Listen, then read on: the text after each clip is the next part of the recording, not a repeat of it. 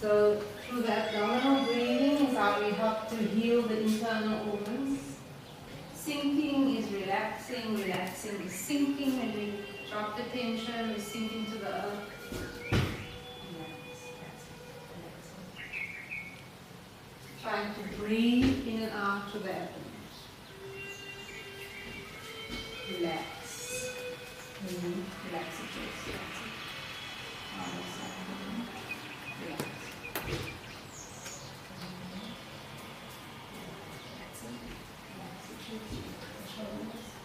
Good. The spine is stretched. Your shoulders are relaxed. You can straight the head, tip of the tongue against your palate, breathing in and out through the nose.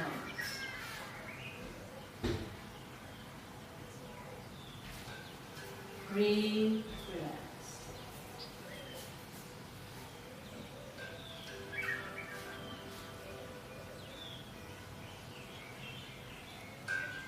As you breathe in, you gently expand. As you breathe out, you contract. Without force, without effort.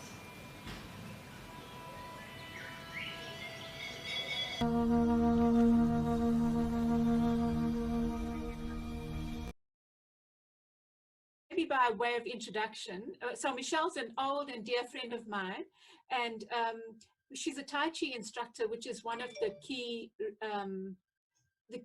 things about you, right, Mish? It's really important to you. And we thought it would be such a lovely thing to explore the role of Tai Chi in Michelle's life and in the life of your clients. Yeah, Tai Chi has just been my joy for a long time. I started teaching in 2010, almost on a kind of an odd footing because I didn't really plan it that much. I knew I wanted to do it. I did this course, instructor course with my teacher, with Dr. Lan. I can never look back. It was the best decision I ever made in my life to do that course. Yeah. And yes, I've reaped the benefits 10,000 times. Yes. Okay. So Mish, you have a specific relationship with Tai Chi. I know that you have battled with, I know you've renamed it. I think you called it bipolar at some stage. And I know that Tai Chi has been a significant player in your recovery or your managing it. But in your words. Yeah, so in 2004, when I was still working with the National Land Committee, I was diagnosed with depression. It was like, I didn't know what hit me. I was off work for 3 months. I don't think anyone at work knew how to deal with it. And eventually when I went back to work after 3 months, it felt a bit strange, but there was this feeling like people didn't know what to do with me. Like, was I actually a bit crazy? Did I have a nervous breakdown or what? And then finding myself in that space, finding myself again was quite difficult. But I remember I had this mantra, something, I'm protected, I'm guarded, and I'm guided. And that was just my thing. In 2005, I went to see a psychiatrist in Johannesburg, and he said, no, actually you were misdiagnosed. Your symptoms are much more linked to bipolar disorder. And then he explained the whole thing of the mood disorders, the lows and the highs, or the manic and depressive episodes. And I'm like, oh, okay. And I didn't really also know what to do with that. I was always very clear about my depressive episodes. I knew exactly the symptoms, what it felt like, how it just kind of took over my life. I would feel completely helpless, not being able to get myself out, not being able to have meaningful conversations, and do something as simple as cooking, like making a sandwich becomes a difficult task. And I always kind of thought, okay, no, so what's the mania? Like, how am I supposed to? Yeah, so I just called it depression for a long time. I just felt that it was just depression. And then people also, as I went along on my journey, trying to figure it out, I think I really struggled with, I felt like I took the bulls by the horn and shook it. And I wanted to really understand what is this thing and why is it kind of engaging me in such a battle. And sorry, Michelle, can I just And so did you relate more to the bipolar diagnosis or the depression? no, initially because I couldn't understand what was the mania, what was when was I supposed to be on a high, like they explained it. So for me, it just felt very much like depression. But then when the psychiatrist explained to me, he says, "Oh, so this is what the highs are like." And I thought, like, he says, "Oh, you will feel very highly spiritual. You will," and I'm like, "Yeah, okay, I feel like that most of the time." And he's like, "Oh, and you will go and, just spend money recklessly," which I didn't do because I didn't have, like, you won't just go to the shops and buy things. But there was a lot of things that didn't make sense. And I also understood it to be two concrete, very distinct patterns of highs and lows. Mhm. And I think it's only after being with a therapist, saying to her, like, "But I don't understand this," that I started making sense of the mania, which for me was like more like the normal. When you feel like very creative, and I could write, and I could um, just, have visions about things that I wanted to do, feel a lot of energy and passion around it.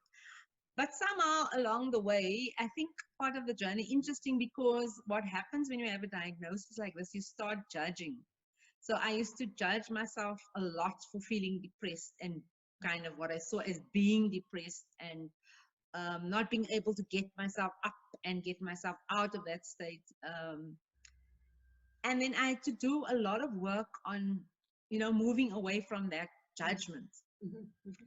And then I said to myself, but now, okay, if that's a depressive state, and why would I judge when I feel creative, and when I feel, full of energy, and I have lots of ideas? So why would I want to judge that Mhm. either?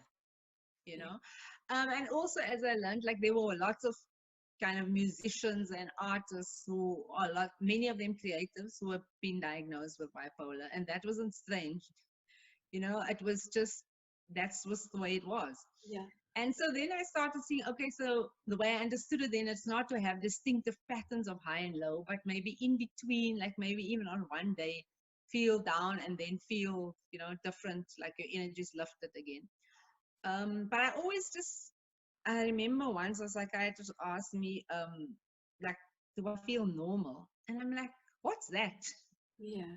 And then I also realized that they actually don't have a clue what you really go through, Yeah. because it's beyond the medical perspective. And I just, it's a very interesting thing, because I started telling my psychiatrist at one point in time, I can guarantee you that 30 minutes of Tai Chi can make a difference to anybody's life who's living with a mental illness. Yet I can come in here, talk to you for 30 or 40 minutes, feel the same or worse or better maybe, but I guarantee you 30 minutes of Tai Chi is going to make someone feel better. So, those are the kind of conversations that I had. And I also realized, like, how someone with a medical degree or a medical professional can make you feel worse. I remember the one day I went to the psychiatrist and I was feeling quite down, and he was saying to me, "Oh, you're looking rather flat today." And I'm just like, I really didn't need to hear that. Yeah. What the hell? Yeah. I'm already feeling shit. Yeah. Now you are making me feel worse. And then I decided this was the last time I'm going to come in here and give you any idea that I am looking and feeling flat. So the next time I went, I put on my makeup and my lipstick, and I dressed up. And it just also showed me that he has absolutely no idea. Yeah. Even then, when I wasn't feeling okay, I would just put up a front and pretend, because I wasn't in the mood to get, that kind of negative feedback. Yeah. Yeah. So just those kind of things gave me a lot of insight. And I am a very firm believer that people who live it are the people who know it. Yes. I often would, I think the psychiatrists that I've seen over the years, the medical professionals, they have medical knowledge. Like, he could explain to me very well the patterns of the mood disorder, and I would go every 6 months for a script. It was the right medication. I didn't have any visible side effects. Yeah. But I think that's about it, really. You know, it's a service that at the moment, up until May, the medical aid pays for. I'm still on medication. I still see a psychiatrist every 6 months. Yeah, and of course, the other thing around medication is always a difficult. I think it is a battle for people, or not necessarily a battle. It's an individual choice that you have to make whether you want to go on medication or not. It is usually a lifetime commitment. Yes. I struggled with it because my brother was depressed, chose not to use medication and committed suicide. So I think that was, so the first thing of going onto medication is very fear driven. And then when you're on it, you know, it's like medical professionals will tell you that, you know, you can't just go off. Yeah. And what if you come off and you kind of go down into a spiral? So I think my vision is to get to a point in my life where I don't put any chemicals in my body. And I don't think that there's enough investigation and interrogation about the impact of chemicals in our bodies. Yeah, that's something I think that's very important. We are encouraged to just take medication. Yeah, yeah. Yeah, so I mean, there's so many aspects of this, of mental illness. And of course, the stereotypes are just, yeah, there's something that actually can kill people. Yeah. And it's now how many years since I've been diagnosed? I was diagnosed in 2004. Look, 16 years later, it took me very, very long to be able to have an open conversation with people about it without feeling judged, without feeling like I'm belittling myself. Yeah. And with the understanding and compassion for myself, but also for other people who live with mental illness. Yeah, yeah. Because I know it's a very difficult thing to do, or to live with. And I think what I have said that time, I remember, you know, it's something that I don't wish on my worst enemy because it can be so debilitating. However, I think I've come to understand it differently, you know, and I think it's because of a journey. I've walked a journey and I continue to walk this journey. And now through the journey that I've walked, I think I've come to a different place where I feel that it was actually a blessing in my life. Very strangely, I wouldn't have thought this like 10, 15 years ago. I think even possibly, which might sound crazy to many people, but I think even my brother's suicide is probably a blessing. I don't think I would have been in the space that I'm in if I didn't go through the things that I went through in my life. Right. And for example, like the suicide just made me much more aware, you know, of depression, because, and also how we judge people, because I would have been very, in fact, I would have been, before that my brother committed suicide, was very judgmental of people. You know, you would either think this person has a lot of problems that they haven't sorted out, or this person is a coward, or this person just didn't get their stuff together. Yeah. You know, without really any empathy or understanding, until of course it was my brother. Yes.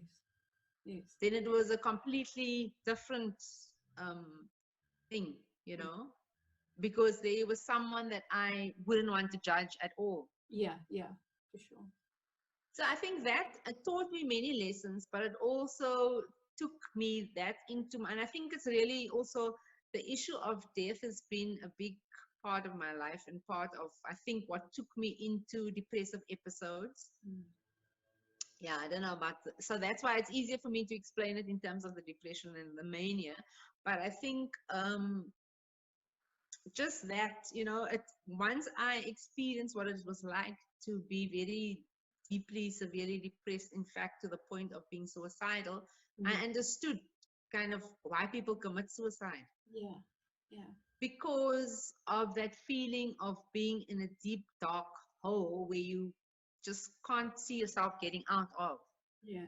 And really just wanting to end the pain and the suffering. And I thought, like, that makes sense. Like, who wouldn't want to get out of that space? Exactly. And if they, like, I know that some of the feelings I had was like, you know, not even God can help me. That's how it felt. Like, you feel so that sense of aloneness, of abandonment, of feeling completely helpless. You're not able to help yourself.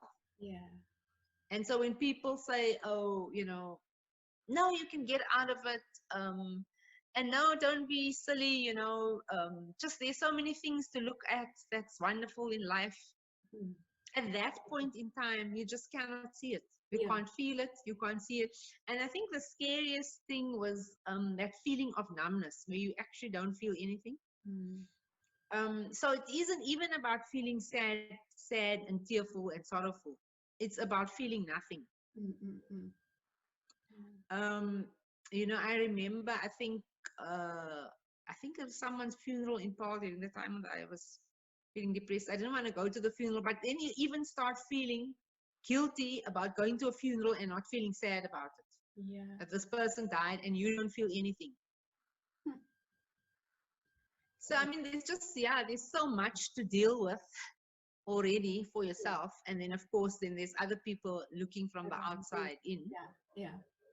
Yeah, so it's been difficult, but it's been, and I think part of, I mean, I don't even know when I discovered that Tai Chi was this thing that was helping me to cope with my life and manage my life differently. Mm. So also the shift that I made is I don't have depression. I don't have bipolar. I live with depression and I live with bipolar because it's not something that defines me.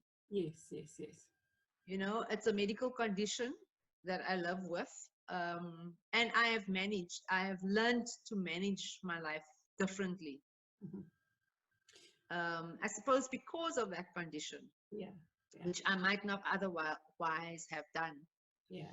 And yeah, so the thing is, the journey that one has taken on, the journey that I went on is really to understand myself and what this thing was doing to me, and how I had to find myself in that melee, you know, Mm, mm, mm. of things that was just like all over the place. Yeah. And so, I mean, somewhere in between, I think it was possibly between 2009 and 2012 that I started making the connection with Tai Chi and healing. Because I'd already been doing Tai Chi for a long time. When I was in Cape Town with Dr. Lan, I started in the 90s when I was at UCT. Yeah. And I started because of my bad posture, and I had severe backache and scoliosis. I was going to say, so during the time 2010 when I decided I'm going to start teaching, so I came across the Brahma Kumari Center where I met Sister Belinda Westcott and Sister Dipti, and I just spoke to them about I've always wanted to meditate, and I wanted, you know, to learn meditation. And the center was very close. It was like 10 minutes away from my house. And at the time when I met Sister Belinda, she was in remission. She was on a third set of treatments. She was diagnosed with breast cancer, and then so she had gone through chemotherapy, radiation, and then was on Herceptin, which was a third set. And she was very weak, and I think she had lost all her hair by that time. She had very little energy, almost no stamina. And then she was telling me that she had read about this, the practice of Qigong in China and how it heals people. And I said to her at the time, you know, I was really taught Tai Chi first and foremost, and I knew some Qigong. But I said to her, okay, we can do an exchange. You can teach me meditation and I can teach you what I know about Tai Chi and Qigong, which I then did. And from there, we developed a very beautiful relationship. That period of working with Belinda, basically for 2 years, Monday to Friday, almost every day, for 15, initially we only did 15 minutes. It's all she could handle at the time, all her body could handle. Yeah. And then we gently and gradually increased it to half an hour. Yeah. And I think, yeah, that time it really taught me a lot because she was very committed to her own healing, and to the practice of Qigong. It was just that someone who was very, it was also good for me to be working with someone who was that dedicated. Yes. And she was very disciplined and she practiced And at the time also, I didn't know about the very specific health benefits of Tai Chi and Qigong for someone who had been diagnosed with cancer, Yeah. or for someone in remission for that matter. Yeah. Yeah, and so that just, yeah, taught me quite a lot. But the most interesting, I think it's only there when I really started to make the connection between Tai Chi and bipolar, or how Tai Chi could help with mental illness. And then she, in fact, said to me that, but you have something there. You must realize that there is an inner resource that you have, that although you're feeling kind of, you have to drag yourself out of bed and that you're feeling depressed, but you are able to do this. And then it's something that clicked for me. It's like, wow, I don't feel like cooking. I don't feel like having conversations and socializing with people, but I can do this. Yeah. And I also realized that at the time, I was also training with Shifu Eddie Jardine, and someone I met at the classes, Victor Matabella, he was also a Tai Chi practitioner.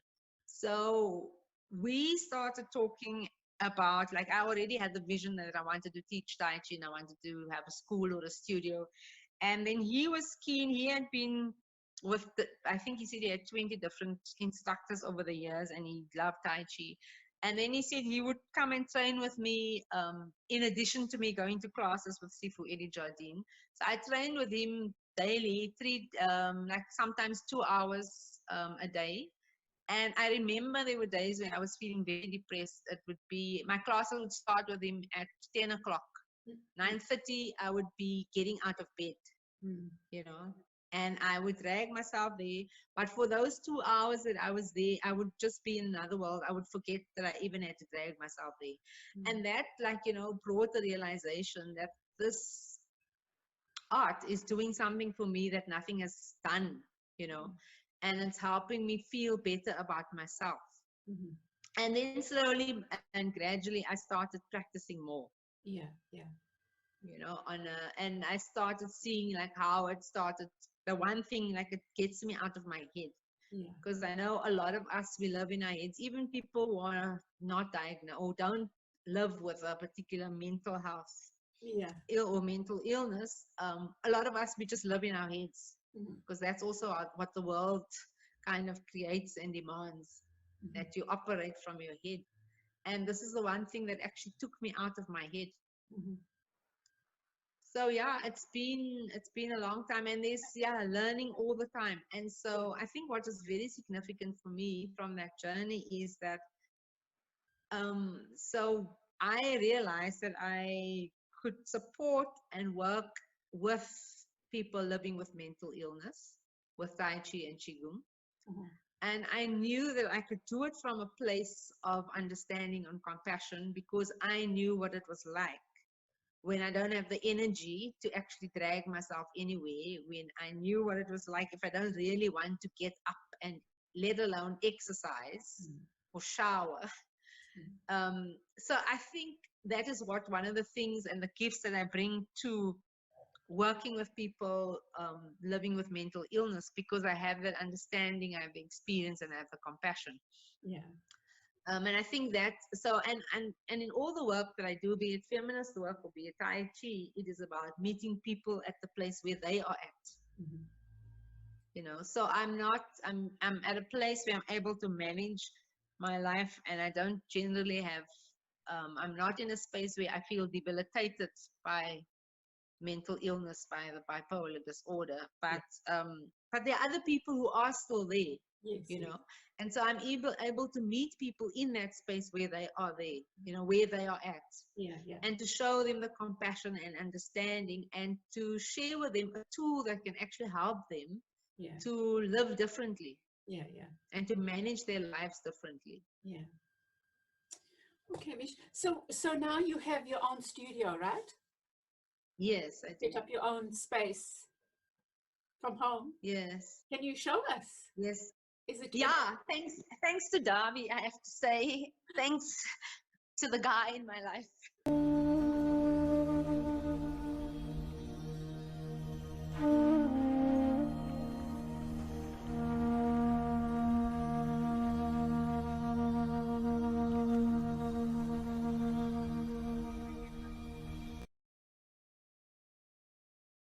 Having my own studio is a big plus. It's a big benefit. Because at the time when I was teaching at Zoo Lake, I used to drive to Zoo Lake. And initially when Zoe was at school, it was fine because I had to drive there every day. Yeah. But on the days, sometimes no one would pitch for a class, and I would have driven there to Zoo Lake, and I would sit there and wait, Yeah. And then obviously use the petrol, and sometimes I would practice on my own, which wasn't a problem. But now, if people don't show for a class, I'm just here. I wouldn't have spent a cent to go anywhere else. Yeah. And also just if I had to rent out, if I had to rent a studio elsewhere, it cost me an arm and a leg. Yeah. And also what I love about having my own studio is the fact that I really have the space and the opportunity to create the kind of atmosphere that I want, to bring the kind of energy that I want. So I work in it regularly every day, and so people don't come in here with their shoes. It's one of the things. Yeah. Because it's a sacred space that we've created. And I try to also generally keep it clear of clutter. Yeah. I just have in here what I need. And the idea is also that when people step into the studio, that they step into a space where they feel that where they can feel that they are being held, and that this is a space for them to breathe and to be okay with whoever they are and in whatever space or mood that they are in. That is for me, I called it actually a feminist holding space, which is why I loved your thing when you said the spiritual is political. Right. It's exactly that. Yeah. That's awesome. And so now obviously with the online classes, it's about trying to recreate that same kind of atmosphere virtually. Right. So you're continuing with your classes now that we're in lockdown? Yes. Able to carry on through online classes? Yes. Right? Okay. And also I'm sorry. I was able to reconnect with my teacher actually just before lockdown. We were planning to have a meeting when I was going to Cape Town, and we were going to explore collaboration. But lockdown has actually also brought me the opportunity to have my own online classes with him. So I am doing weekly private classes, which is also good for me about not just my discipline, but improving my technique and being reminded by someone who knows a little bit more than me. Yes. So that's been a really good encouragement and motivation for me. Yeah, and also with my students, I always say that, Tai Chi is about like always having a beginner's mind, You are never too good to be a student. There is always something to learn. Yes. And it's always about improving yourself and about self-mastery. Nice. So yeah, it's been good. It's awesome. So, but is there anything else sure. you want to say that hasn't been covered? Yes, I mean, I think we spoke a little bit about the lockdown, and my initial feeling was like, oh my gosh, what am I going to do? People aren't going to be able to come to classes. And then I remembered, actually, I've been teaching online, although it's 1 or 2 people via WhatsApp, and it was family and friends. So for example, my sister who's in Cape Town is also diagnosed with cancer. So I worked with her, quite extensively on a one-on-one basis. And so I already knew that it could work. So it's not just for a lockdown or when you're having a difficult time, but it's also about, how do I build something that's sustainable? That could be there for me in my life always.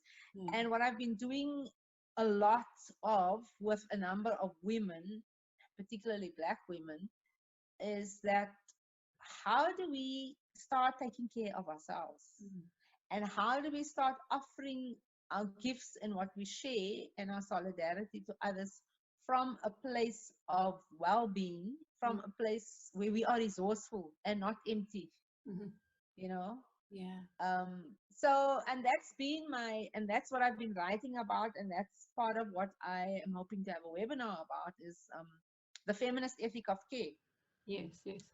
and not just in terms of self-care, caring for myself, but it's also about the community and how do I share the solidarity and how do we build that solidarity. But I think most importantly, how do we do that from outside of our heads, not just having an idea and thinking about it, but Yes. how do we actually live it? Yeah. So Tai Chi has given me the tools to do exactly that, because in order for me to show up for any class, in order for me to even have a conversation that I'm having with you, I have to practice every day. Mhm. You know, it's not something I do before I have an event, Mhm. half an hour before a class. Mhm. I have to do this every day in order to learn how to do it better, how to get better at what I'm doing, but also in order to learn from my body, to learn about myself, from myself. Yeah, and also to learn from other people that I teach Mhm. and that give me feedback, you know. Right, right. So I think that, and I think it's such an important resource for women, because we struggle, even I struggle to stop myself from doing things like housework and domestic work and cooking, Mhm. because that's what we have been taught to do. That is what we're supposed to be good at doing. Yes, yes, And yes. not, I mean, and I absolutely love cooking, because first and foremost, I love eating. But the thing is, we often don't validate ourselves for the other things that we are brilliant at. Yes. Cool. So I'm very, and I know that there's a massive need from women about how do we start doing this? How can I excel and take care of myself? Mm, mm, mm, mm, mm. And how can I continue to give towards my community and to sisters without getting depleted Yeah. and without becoming resentful, you know, where Mhm. you feel like you're constantly giving but you're not getting. Mhm, mhm.